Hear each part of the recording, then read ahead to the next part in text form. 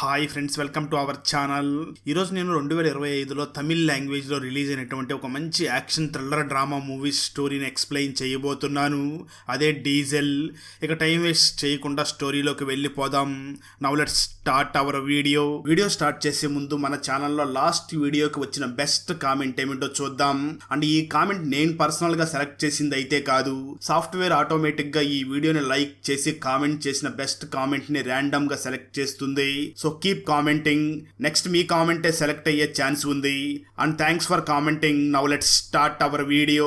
Movie starting scene లోనే director Vetrimaaran యొక్క voice over తో ఈ మూవీ స్టార్ట్ అవుతుంది. 1976లో నార్త్ మద్రాస్ లో ఉన్నటువంటి మత్స్యకారులు నివసించేటటువంటి ప్లేస్ లో దాదాపు 17 కిలోమీటర్ల వరకు పైప్ లైన్ రాబోతుంది అని అనౌన్స్ చేస్తూ ఉంటారు. దాంతో ఆ అనౌన్స్ విన్నటువంటి అక్కడ నివసిస్తున్నటువంటి మత్స్యకారులందరూ కూడా ఇక్కడ పైప్ లైన్ వస్తే మేము నివసించడానికి ఎక్కడికి వెళ్ళాలి అని గొడవలు చేస్తూ ఉంటారు. అయితే వాళ్ళంతా గొడవలు చేస్తున్నప్పటికీ ప్రభుత్వం మాత్రం వాళ్ళ మాటలను వినకుండా వాళ్ళు ఆ పైప్ లైన్ వేసే పనిని మొదలు పెట్టడంతో బయటకు వచ్చిన ప్రజలందరూ కూడా ధర్నాలు చేస్తూ ఉండడంతో పోలీసులు అతి కిరాతకంగా చాలా మంది నాయకుల్ని చంపేస్తూ ఉంటారు. అలా అడ్డు వచ్చిన వాళ్ళందరినీ కూడా చంపేసి ఫైనల్ గా ఆ పైప్ లైన్ ని పూర్తి చేస్తారు. నిజానికి అక్కడ ఆ పైప్ లైన్ ని బ్లాక్ గోల్డ్ అని చెప్పే ఒక క్రూడ్ ఆయిల్ ని దిగుమతి చేసుకోవడం కోసం వేసి ఉంటారు. అంటే ఈ క్రూడ్ ఆయిల్ ద్వారానే పెట్రోల్ ని మరియు డీజిల్ ని తయారు చేస్తూ ఉంటారు కాబట్టి దాన్ని దిగుమతి చేసుకోవడం కోసమే ఆ పైప్ లైన్ ని వేసి ఉంటారు. ప్రెజెంట్ ఆ మత్స్యకారులు అందరికీ కూడా నాయకుడిగా మనోహర్ అనే ఒక వ్యక్తి వ్యవహరిస్తూ ఉంటాడు. ఆ మనోహర్ అక్కడ ఉన్న మత్స్యకారులందరినీ కూడా సమావేశపరిచి ప్రభుత్వం మన మాట వినకుండా ఇక్కడ పైప్ లైన్ వేసింది కాబట్టి మనం ఒక పని చేద్దాం.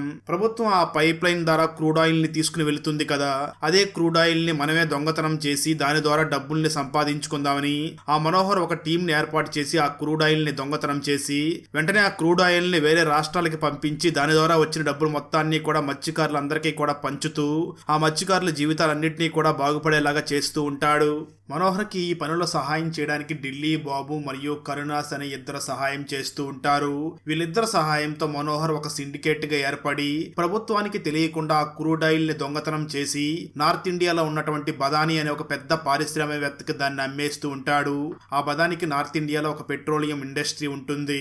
ఆ ఇండస్ట్రీలో మనోహర్ పంపించినటువంటి క్రూడ్ ఆయిల్ ని ప్యూరిఫై చేసి డీజిల్ ని మరియు పెట్రోల్ ని మళ్ళీ తిరిగి మనోహర్ కి పంపిస్తూ ఉంటాడు.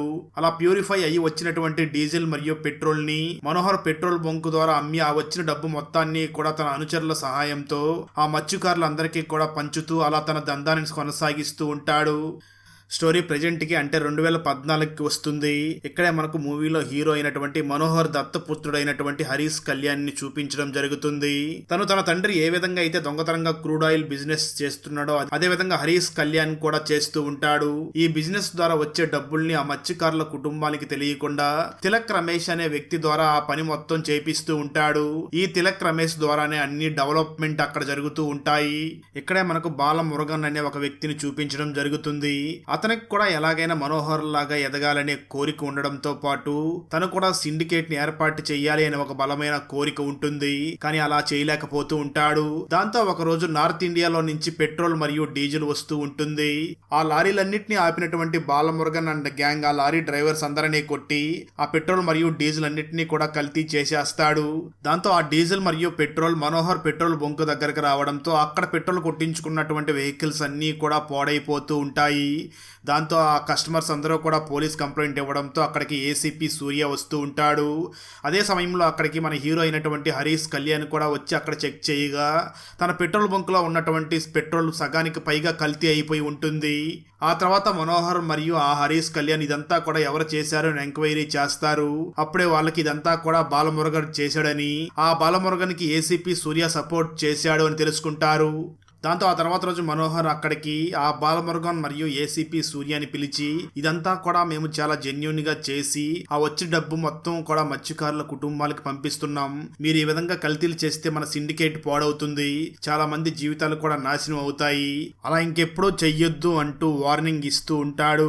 దానికి బాలమురుగన్ చాలా కోపంతో తనకి అక్కడ ఏసీపీ సూర్య అండగా ఉన్నాడు అని, నేను ఇదే విధంగా చేస్తాను, ఏం చేసుకుంటావో చేసుకో అని చాలా కోపంగా మాట్లాడుతూ ఉంటాడు. అదే సమయంలో సమయంలో అక్కడ ఉన్నటువంటి ఏసీపీ సూర్య కూడా చాలా కోపంగా మాట్లాడుతూ, ఇంతకుముందు ఏం చేశారో నాకు అనవసరం, నేను ఇప్పుడు ఇక్కడికి వచ్చాను కాబట్టి నేను చెప్పినట్లుగానే వినాలి, అంతే తప్ప మీ ఇష్టం వచ్చినట్లు మీరు చేయకూడదు అని వార్నింగ్ ఇస్తూ ఉంటాడు. అలా బాలమురుగన్కి వార్నింగ్ ఇస్తూ ఉండడంతో అది చూసినటువంటి హరీష్ కళ్యాణ్ కూడా చాలా కోప్పడుతూ ఇది సరైన సమయం కాదు అని సైలెంట్ గా వింటూ ఉంటాడు. వచ్చేస్తే ఆ తర్వాత రోజు మార్నింగ్ ఏసీపీ సూర్య తన ఫ్యామిలీతో పాటు ఒక షాపింగ్ మాల్ దగ్గరికి వెళ్లి ఉంటాడు. అలా షాపింగ్ మాల్ కి వెళ్లి అక్కడి నుంచి బయటికి రాగా బయట తన జీప్ కనిపించకుండా పోతుంది. అదే సమయంలో అక్కడికి హరీష్ కళ్యాణ్ వచ్చి, నువ్వు అనవసరంగా మా బిజినెస్ లోకి వేలు పెట్టాలని చూస్తే ఇలాగే ఉంటుంది అని వార్నింగ్ ఇచ్చి అక్కడి నుంచి వెళ్లిపోతాడు. అయితే ఏసీపీ సూర్య తన జీప్ ను పోగొట్టుకున్నాడు అని తెలిసినటువంటి ఎస్పీ మరియు డిఐజీ, నువ్వు జీప్ నే కాపాడలేకపోయావు, ఇంకేం డ్యూటీ చేస్తావు అంటూ తనని తిడుతూ ఉంటారు. దాంతో ఆ తర్వాత ఏసీపీ సూర్య కోపంతో హరీష్ కళ్యాణ్ ఎక్కడ ఉన్నాడో వెతకండి అని తన మనుషుల ద్వారా వెతికించి వెంటనే హరీష్ కళ్యాణ్ దగ్గరికి వెళ్లి అతనితో గొడవపడి తనను కొడుతూ ఉంటాడు. కోపం తెచ్చుకున్నటువంటి హరీష్ కళ్యాణ్ కూడా తిరిగి ఆ ఏసీపీ సూర్యని కొట్టడంతో సూర్య ఒక్కసారిగా కోమాలోకి వెళ్లి ట్రీట్మెంట్ తీసుకుంటూ ఉంటాడు. ఈ విషయం తెలుసుకున్నటువంటి పోలీస్ పై అధికారులు పోలీసుల్నే కొడతారా, అసలు ఆ హరీష్ కళ్యాణ్ ఎక్కడ ఉన్నాడో వెతకండి అని ఒక టీమ్ ని ఏర్పాటు చేస్తారు. అయితే ఈ విషయం ఆ కళ్యాణ్ తండ్రి అయినటువంటి మనోహర్కి తెలియడంతో, నువ్వు కొన్ని రోజులు బయట ఉండడం మంచిది కాదు అని తనకు నచ్చ చెప్పి ఆ హరీష్ కళ్యాణ్ ని సముద్రం లోపలికి పంపించేస్తాడు. అదే సమయంలో కోమాల నుంచి బయటకు వచ్చినటువంటి ఏసీపీ కళ్యాణ్ కూడా హరీష్ కళ్యాణ్ మీద చాలా కోపంతో ఉంటూ తన టీం కి చెప్పి ఈ హరీష్ కళ్యాణ్ ఎక్కడ ఉన్నాడో వెతకండి అని తను కూడా చాలా కోపంతో వెతుకుతూ ఉంటాడు. మరోపక్క సముద్రంలో ఉన్నటువంటి హరీష్ కళ్యాణ్ బోటు దగ్గరికి తప్పిపోయినటువంటి ఒక బోటు వస్తుంది. అందులో లా చదువుతున్నటువంటి ముగ్గురు అమ్మాయిలు ఉంటారు. హరీష్ కళ్యాణ్ ఆ ముగ్గురిని కూడా కాపాడుతూ ఉండగా ఒక అమ్మాయి కింద పడిపోతుంది. ఆ అమ్మాయి పేరు శ్రీజ, తనే ఈ మూవీలో హీరోయిన్ అని చెప్పాలి. కళ్యాణ్ వెంటనే ఆ శ్రీజని కాపాడుతూ ఉండగా తన పర్స్ కింద పడుతుంది. ఆ పర్సులో తన తల్లిదండ్రుల ఫోటో ఉండడంతో దాన్ని చూసినటువంటి శ్రీజ వీళ్ళు ఎవరు అని అడుగుతుంది. దానికి ఆ హరీష్ కళ్యాణ్ సమాధానం చెప్తూ, వాళ్ళు నా తల్లిదండ్రులు, వాళ్ళు ఎప్పుడో చనిపోయారు అని అంటాడు. ఇక్కడే మనకు హరీష్ కళ్యాణ్ గతం ఏమిటో చూపించడం జరుగుతుంది. స్టోరీ గతానికి వెళ్తుంది. 1976లో ఆ పైప్ లైన్ కి వ్యతిరేకంగా పోరాటం చేస్తున్నారు కదా, ఆ సమయంలోనే ఢిల్లీ బాబు సముద్ర తీరాన చేపలు అమ్ముతూ ఉండగా తన దగ్గరికి ఒక నార్త్ ఇండియన్ అమ్మాయి వచ్చి ఒక చేపను కొనుక్కుని వెళ్లి దాన్ని కట్ చేస్తుంది. అప్పుడే తనకి ఆ చేప లోపల ఒక బంగారం ఉంగరం దొరకడంతో ఆ ఉంగరాన్ని తీసుకుని వెళ్లి ఢిల్లీ బాబుకి ఇచ్చి, ఈ ఉంగరం నాకు చేప లోపల దొరికింది అని అంటుంది. అయితే ఆ మాటలో ఉన్న ఢిల్లీ బాబు వెంటనే ఆ అమ్మాయిని చూసి, ఇది నీకు గంగమ్మ తల్లి బహుమతిగా ఇచ్చినట్లు ఉంది, నువ్వే తీసుకో అని చెప్పి తనకే ఇచ్చేయడంతో ఇద్దరి మధ్య ఫ్రెండ్షిప్ ఏర్పడి తర్వాత ప్రేమించి పెళ్లి చేసుకుంటారు. ఆ తర్వాత వాళ్ళకి ఒక బాబు పుట్టడంతో ఢిల్లీ బాబు వెంటనే ఆ బాబుని మనోహర్ దగ్గరికి తీసుకుని వెళ్లి పేరు పెట్టమని చెప్పడంతో హరీష్ కళ్యాణ్ అనే పేరు పెడతాడు. అలా తన జీవితం హ్యాపీగా సాగిపోతున్న సమయంలో శ్రీలంకలో ఉన్నటువంటి తమిళ జాలర్లు ఏదో పోరాటం చేస్తున్నారు, వాళ్ళకి మనం డీజిల్ పెట్రోల్ సహాయం చెయ్యాలి అని తమిళనాడు నుంచి చాలా పెట్రోల్ ని తీసుకుని సముద్ర మార్గంలో బోట్ లో వెళుతూ ఉంటాడు ఢిల్లీ బాబు. అయితే ఆ బోట్ ని శ్రీలంక పోలీసులు పేల్చడంతో అక్కడ బోటుతో పాటు ఢిల్లీ బాబు కూడా చనిపోయి ఉంటాడు. ఢిల్లీ బాబు చనిపోయిన తర్వాత కొన్ని రోజులకి బాధపడుతూ ఈ హరీష్ కళ్యాణ్ మదర్ కూడా చనిపోయి ఉంటుంది. ఆ విధంగా హరీష్ కళ్యాణ్ అనాథ అవడంతో మనోహర్ తనని దత్తత తీసుకుని ఉండి ఉంటాడు. అలా జరిగిందంతా చెప్తున్నటువంటి హరీష్ కళ్యాణ్ వెంటనే శ్రీజాని చూసి, అయినా ఇదంతా నీకెందుకు చెప్తున్నాను అని అంటూ ఉంటాడు. నాకు చాలా రోజుల నుంచి ఒక కల వస్తుంది, ఆ కలలో నాకు ఎప్పుడూ ఒక జలకన్య కనిపిస్తూ ఉంటుంది, ఆ జలకన్య ఫేస్ అచ్చం మీ అమ్మ ఫేస్ లాగానే ఉంటుంది, ఇప్పుడు మీ అమ్మ ఫోటోను చూసి నాకు అదే గుర్తుకు వచ్చి అడిగాను అని అంటూ ఉంటుంది. అలా ఒకరికొకరు పరిచయం చేసుకుని ఆ తర్వాత ప్రేమించుకుంటూ ఉంటారు. మరోపక్క ఆ ఏసీపీ సూర్య హరీష్ కళ్యాణ్ కోసం వెతుకుతూ తను కనిపించకపోయేసరికి ఎలాగైనా వాడిని బయటికి తీసుకురావాలి అని పాత కేసులన్నింటినీ కూడా తవ్వి ఆ మనోహర్ ని అరెస్ట్ చేసి స్టేషన్ కి తీసుకుని వెళ్తాడు. మనోహర్ కూడా ఈ విషయం ఎట్టి పరిస్థితుల్లో హరీష్ కళ్యాణ్కి తెలియకూడదు అని తను సైలెంట్ గా స్టేషన్ కి వెళ్లిపోతాడు. ఎప్పుడైతే ఏసీపీ సూర్య మనోహర్ ని అరెస్ట్ చేశాడో అప్పుడే ఆ బాలమురుగన్ వెంటనే ఆ మనోహర్ నడుపుతున్నటువంటి సిండికేట్ మొత్తాన్ని కూడా తను హ్యాండ్ ఓవర్ చేసేసుకుంటాడు. మనోహర్ ఎప్పుడు దొంగలించినా ఒక లిమిట్ లో దొంగతనం చేస్తూ ఉంటాడు. కానీ బాలమురుగన్ ఎప్పుడైతే సిండికేట్ ని స్వాధీనం చేసుకున్నాడో ఒక్కసారిగా 2 కోట్ల లీటర్ల క్రూడ్ ఆయిల్ ని దొంగతనం చేసేస్తాడు. ఇది గ్రహించినటువంటి కళ్యాణ్ ఫ్రెండ్ అయినటువంటి తిలక్ రమేష్ అక్కడికి వెళ్లి ఎందుకు ఈ విధంగా చేస్తున్నారో అని అడుగుతూ ఉంటాడు. అదే సమయంలో బాలమురుగన్ అక్కడికి వచ్చి, ఏంటి ఇప్పుడు ఈ విషయం బయటికి వెళ్లి నీ ఫ్రెండ్ కి చెప్తావా అంటూ ఆ తిలక్ రమేష్ ని అతి కిరాతకంగా చంపేస్తాడు. ఆ విధంగా ఆ సిండికేట్ మొత్తం కూడా నాశనం చేసేస్తూ ఉంటాడు. మరోపక్క ఏసీపీ సూర్య ఇప్పటికి కూడా హరీష్ కళ్యాణ్ మీద కోపంతో రగిలిపోతూ ఉంటాడు.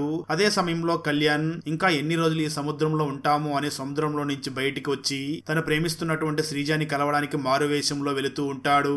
ఆ సమయంలో ఏసీపీ సూర్య అక్కడ చాలా వెహికల్స్ ని చెక్ చేస్తూ ఉంటాడు. అది గ్రహించినటువంటి కళ్యాణ్ తను నా కోసమే వెతుకుతున్నట్లుగా ఉన్నాడు అని తను వెళుతున్నటువంటి వ్యాన్ లో నుంచి సైలెంట్ గా దిగి అక్కడి నుంచి వెళ్లిపోతాడు. ఇక ట్విస్ట్ ఏమిటి అంటే ఏ వెహికల్ లో అయితే కళ్యాణ్ వెళ్ళాడో సేమ్ అదే వెహికల్ డిక్కీలో ఆ కళ్యాణ్ ఫ్రెండ్ అయినటువంటి తిలక్ రమేష్ డెడ్ బాడీ కూడా అందులోనే ఉంటుంది. ఆ తర్వాతే కళ్యాణ్కి తన ఫ్రెండ్ ద్వారా తన ప్రాణ స్నేహితుడైనటువంటి రమేష్ ని చంపేశారని, అదేవిధంగా తన ఫాదర్ ని లేనిపోను కేసులు పెట్టి అరెస్ట్ చేశారని, వాళ్ళ సిండికేట్ మొత్తాన్ని కూడా బాలమురుగన్ స్వాధీనం చేసేసుకున్నాడు అని తెలుసుకుంటాడు. అప్పటికే ఆ బాలమురుగన్ చాలా పెద్దవాడైపోయి ఉంటాడు. అసలు ఆ బాలమురుగన్ ఇంత పెద్దవాడు అవడానికి ఎవరు సపోర్ట్ చేసి ఉంటాడో అని ఆరా తీయగా అప్పుడే తెలిసేది ఏమిటి అంటే ఎవరికైతే మనోహర్ క్రూడ్ ఆయిల్ అమ్మాడో ఆ నార్త్ ఇండియాలో ఉండేటటువంటి బదాని ఈ బాలమురుగన్ కి సపోర్ట్ చేస్తూ ఆ బదాని చెప్పడం వల్లనే బాలమురుగన్ 2000 కోట్ల లీటర్ల క్రూడ్ ఆయిల్ ని దొంగతనం చేసేసి ఉంటాడు. ఇదంతా బదాని చేయించడానికి కూడా బదాని మరొక ప్లాన్ లో ఉండి ఉంటాడు. అదేమిటి అంటే ఎక్కడైతే 17 కిలోమీటర్ల మేర పైప్ లైన్ వేశారో అక్కడ దాదాపు 40 గ్రామాలు ఉండి ఉంటాయి. ఆ 40 గ్రామాలన్నింటినీ కూడా ఖాళీ చేయించేసి అక్కడ ఒక పోర్ట్ ని కట్టాలని, అక్కడ సొంత పోర్ట్ ని కడితే దిగుమతి ఎగుమతి కూడా చేసుకోవచ్చు అని అలా ప్లాన్ చేస్తూ ఉంటాడు. అదేవిధంగా భవిష్యత్తులో ఎలక్ట్రికల్ వెహికల్స్ చాలా పెరిగిపోతాయని, దానికి కావాల్సిన ముఖ్యమైన ముడిసరుకు లిథియం కాబట్టి ఈ లిథియం తను పెట్టేటటువంటి తన సొంత పోర్టుగా దిగుమతి చేసుకుంటే మంచి లాభాలు పొందవచ్చు అని ప్లాన్ చేస్తూ ఉంటాడు. అలా అక్కడ పోర్ట్ పెట్టాలి అంటే 40 గ్రామాలని కూడా ఖాళీ చేయించాల్సి ఉంటుంది. అందుకోసం రకరకాల ప్లాన్స్ వేస్తూ ఉంటాడు. అదేవిధంగా ప్రజెంట్ తమిళనాడులో ఉన్న గవర్నమెంట్ తన ప్లాన్స్ కు ఒప్పుకోదు కాబట్టి ఇలా 2000 కోట్ల లీటర్ల క్రూడ్ ఆయిల్ ని దొంగతనం చేస్తే ఆటోమేటిక్ గా పెట్రోల్ ధర పెరుగుతుంది. దాని ద్వారా ప్రజెంట్ ఉన్న గవర్నమెంట్ మీద ప్రజల్లో చాలా వ్యతిరేకత వస్తుంది. ఖచ్చితంగా వాళ్ళు ప్రజెంట్ గవర్నమెంట్ ఓడిచ్చేస్తారు. ఆ తర్వాత వచ్చే గవర్నమెంట్ మనకు సపోర్ట్ చేస్తుంది అని రకరకాల ప్లాన్స్ చేస్తూ ఉంటాడు బదాని. ఇది మొత్తం తెలుసుకున్నటువంటి కళ్యాణ్ తన ఫాదర్ని ఎలాగైనా ముందు విడిపించాలి అని లాస్ట్ స్టూడెంట్ అయినటువంటి శ్రీజాకి బాధ్యతను అప్పచెప్తాడు. ఆ వెంటనే హరీష్ కళ్యాణ్ ఆ బాలమురుగన్ దాచిపెట్టినటువంటి క్రూడ్ ఆయిల్ ఎక్కడ దాచిపెట్టాడో కనుక్కోవాలి అని తన టీంకి చెప్పి దానికోసం బాగా వెతుకుతారు. అప్పుడే వాళ్ళకి ఎప్పటి నుంచో పాడుపడిపోయినటువంటి ఒక పైప్ లైన్లో ఈ ఆయిల్ అంతా దాచిపెట్టారు అని తెలుసుకుంటారు. ఆ తర్వాత రోజు హరీష్ కళ్యాణ్ వెంటనే అక్కడ మత్స్యకారులు అందరితో కూడా సమావేశపరిచి మీరు వెంటనే ఒక పని చెయ్యండి, ఎక్కడైతే క్రూడ్ ఆయిల్ ని దాచిపెట్టి ఉన్నారో దాని దగ్గరికి వెళ్ళి మాకు వాటర్ సౌకర్యం కావాలి అని ధర్నా చేస్తూ ఉండండి, మిగతాదంతా నేను చూసుకుంటాను అని కళ్యాణ్ వెంటనే ఒక ప్రెస్ మీట్ ని ఏర్పాటు చేసి అక్కడ జరుగుతున్నటువంటి ప్లాన్ మొత్తం కూడా వాళ్ళకి వివరిస్తాడు. అప్పుడు ఒక విలేకరు వెంటనే కళ్యాణ్ ని చూసి మాట్లాడుతూ నువ్వు ఇదంతా కూడా ఇండస్ట్రియలిస్ట్ అయినటువంటి బిజినెస్ మెన్ బదాని చేస్తున్నాడు అని చెప్తున్నావు కదా, ఇంతకీ ఆ 2000 కోట్ల లీటర్ల క్రూడ్ ఆయిల్ ఎక్కడ దాచిపెట్టాడో చెప్పగలవా అని అడుగుతాడు. దానికి కళ్యాణ్ సమాధానం చెప్తూ ఖచ్చితంగా చెప్పగలను, కానీ అది ఎక్కడుందో చెప్పే ముందు నాకు కొన్ని డిమాండ్స్ ఉన్నాయి. అవేమిటి అంటే ఈ 40 గ్రామాల్లో ఉన్న ప్రజల్ని ఎట్టి పరిస్థితుల్లో కూడా ఖాళీ చేయించకూడదు, అదేవిధంగా ఆ బిజినెస్ మ్యాన్ బదాని ప్లాన్ ని ఎట్టి పరిస్థితుల్లో కూడా పాటించకూడదు అని చెప్తూ ఉంటాడు.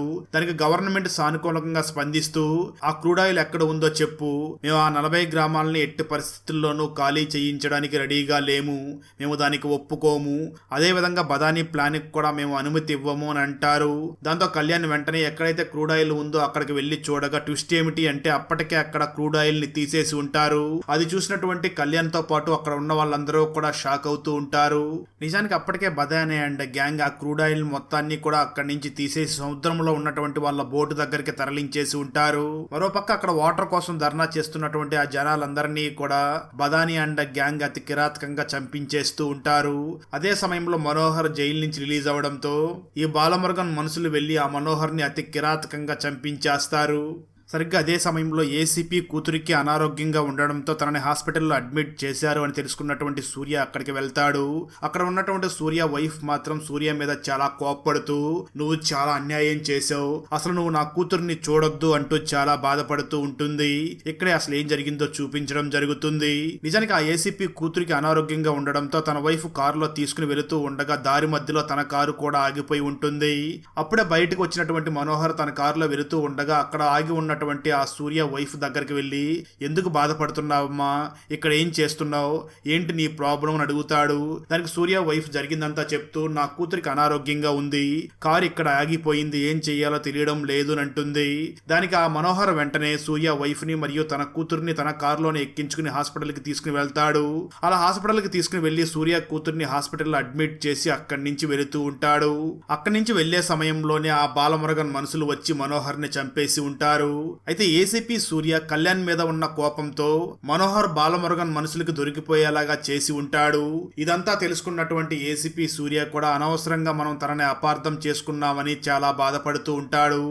మరోపక్క కళ్యాణ్ నా ఫాదర్ అయినటువంటి మనోహర్ని ఆ బాలమురుగన్ చంపేశాడు, అలాంటి వాడు బ్రతికి ఉండకూడదు అని చాలా కోపంతో రగిలిపోతూ ఉంటాడు. ఆ తర్వాత హరీష్ కళ్యాణ్ మరియు తన మనుషులు అందరూ కూడా ఆ బాలమురుగన్ ఎక్కడ ఉన్నాడో తెలుసుకుని బాలమురుగన్ ని అతి కిరాతకంగా చంపేస్తాడు. ఆ తర్వాత అక్కడ జరుగుతున్నటువంటి అన్యాయం మొత్తాన్ని కూడా గవర్నమెంట్ కి వివరించి ఆ 2000 కోట్ల లీటర్ల క్రూడ్ ఆయిల్ ఎక్కడ ఉందో కూడా తెలియజేయడంతో గవర్నమెంట్ ఆ పెట్రోలియం ఇండస్ట్రీ మొత్తాన్ని కూడా సీజ్ చేసేస్తుంది. అదే విధంగా కళ్యాణ్ కూడా చాలా తప్పులు చేశాడు కాబట్టి తనకు కూడా 2 సంవత్సరాల జైలు శిక్షను కోర్టు విధిస్తుంది. కట్ చేస్తే 2 సంవత్సరాల జైలు శిక్ష అనుభవించిన తర్వాత నేరుగా తన ఊరికి వెళ్ళగా తను దేనికోసం అయితే పోరాటం చేశాడో ఆ పైప్ లైన్స్ అన్నిటినీ కూడా ప్రభుత్వం రిమూవ్ చేసేస్తూ ఉంటుంది. అక్కడతో ఈ మూవీ అయిపోతుంది. పుట్టోడైన సిద్ధార్థని మోసం చెయ్యాలి అనుకున్న వాళ్ళకి ఈ సిద్ధార్థ్ ఏ విధంగా జలక్కిచ్చాడు, సిద్ధార్థ్ అసలు ఏ ఆఫీస్ ని రన్ చేస్తున్నాడు, సిద్ధార్థని ఎందుకు అందరూ కూడా 916 కుంజుట్టన్ అని పిలుస్తూ ఉంటారు, సిద్ధార్థ్ వైఫ్ ఎందుకు తనని విడిచిపెట్టి పుట్టింటికి వెళ్ళిపోయింది, సిద్ధార్థ్ వైఫ్ గతంలో ఏం జరిగింది, సిద్ధార్థ్ ఫస్ట్ నైట్ ఎందుకు క్యాన్సిల్ అయ్యింది, చివరికి సిద్ధార్థ్ తన వైఫ్ ని కలిశాడా లేదా, సిద్ధార్థ్ గురించి రివీల్ అయినటువంటి భయంకరమైన ట్విస్ట్ ఏమిటి తెలియాలి అంటే 2025లో మలయాళం లాంగ్వేజ్ లో రిలీజ్ అయినటువంటి 916 కుంజుట్టన్ మూవీని చూడాల్సిందే. ఈ మలయాళ ఫుల్ మూవీ స్టోరీని తెలుగులో వినాలి అనుకుంటే ఈ వీడియో డిస్క్రిప్షన్ లో ఉన్న లింక్ ని క్లిక్ చేసి చూడండి. Thanks for watching friends. Video నచ్చినట్లయితే లైక్ చేసి ఒక చిన్న కామెంట్ చేస్తే మాకు నెక్స్ట్ వీడియో చేయడానికి ఎంకరేజింగ్ గా ఉంటుంది. అలాగే ఛానల్ ని సబ్స్క్రైబ్ చేసి పక్కనే ఉన్న బెల్ ఐకాన్ ని క్లిక్ చేసి సపోర్ట్ చేయండి. Thanks for watching. జై హింద్.